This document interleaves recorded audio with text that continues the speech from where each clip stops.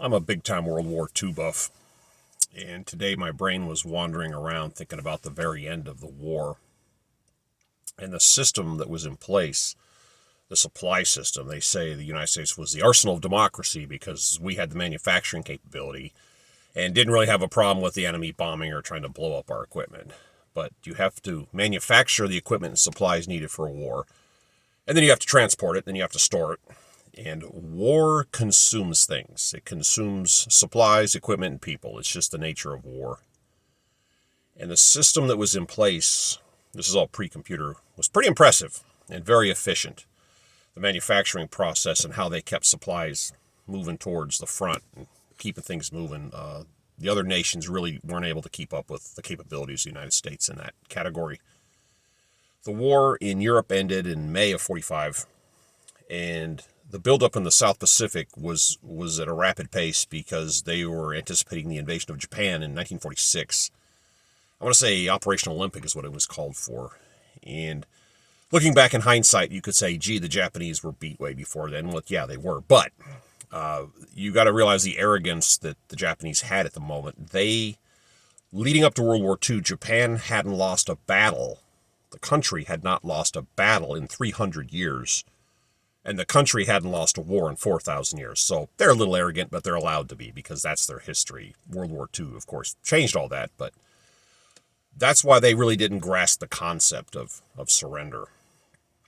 And the United States and the Allies are building up these huge supply bases in the South Pacific, getting ready for this massive invasion.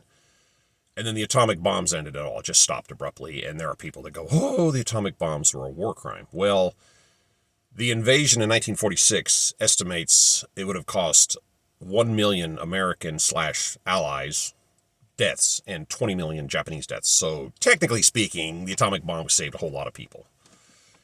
But when they went off and the Japanese threw in the towel, the war abruptly stops. And here you have all these manufacturers and all these supplies coming, and then this big stockpile of equipment you all of a sudden don't need. And someone did the math and said, it's just not worth bringing home. We don't need this stuff and it's too expensive to bring home. What are we going to do? So they turned the ships around. They started shutting the factories down, and a lot of places had fire sales on the equipment they had built. And when I was a kid in the 80s, surplus stores were a big thing. They're still around. They're a little different now. But back then, they were literally selling leftover World War II stuff in the 1980s.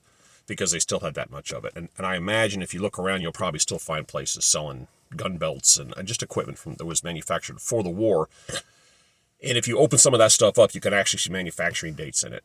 But that was a big deal when I was a kid. And I read something years ago by a guy who was on Tinian.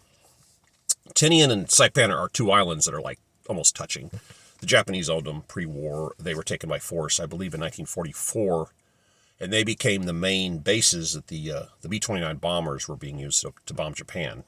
And I always wondered, what are the people who live there? Well, what are their thoughts on all this? You live on this little island in the Pacific. Prior to the war, you may never have seen an aircraft, and all of a sudden now you have hundreds of the largest aircraft in the world taking off every day. You know, parked all over your island, taking off. That's like be a weird thing. But when the war abruptly ends, you know, everybody's standing around looking at each other. Now what do we do? And in the weeks and months after the end of the war, people started leaving. They were getting in these aircraft, taking off. They were taking weapons and did the destroying or throwing ammunition into the ocean or getting rid of some of the equipment. But by and large, most of the gear just remained. And this guy that wrote this wasn't a combat guy. He was like an administrative puke. I don't know what his job was. But as the place drew down, there were less and less and less people. And until finally the day came, it was him, a handful of other office pukes, and some guards. And the commander of the base said, okay, everybody meet up. They unmanned the guard towers, everything. I said, meet up. He said, go unlock everything, all the warehouses, all the gates, unlock everything. Go get your bags and come back. And everybody went up, got their stuff, come back. I said, okay, let's get in this plane. We're out of here. And they jumped in a plane and flew off. That's it. They just left everything. And now what do the locals do? You know, they watch this last plane go away, and they no guards, and they just walk in the base, look around. You know, here's warehouses full of food. I mean, millions of tons of equipment and vehicles, and anything you wanted was there.